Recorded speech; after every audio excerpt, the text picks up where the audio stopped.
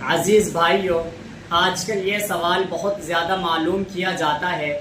کہ اگر امام رکوع کی حالت میں ہے یا تشہد کی حالت میں ہے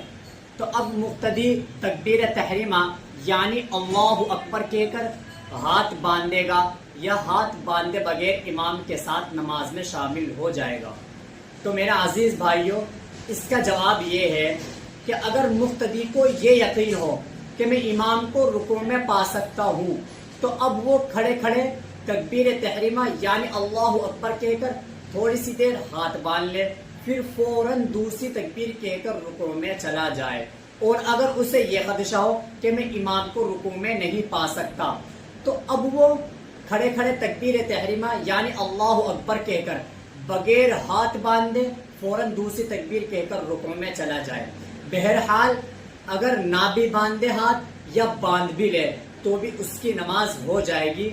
ہاتھ باندھنا کوئی ضروری نہیں، چاہے امام رکوع کی حالت میں ہو یا تشہد کی حالت میں ہو یا سجدے کی حالت میں ہو، امام کسی بھی حالت میں ہو، اگر مقتدی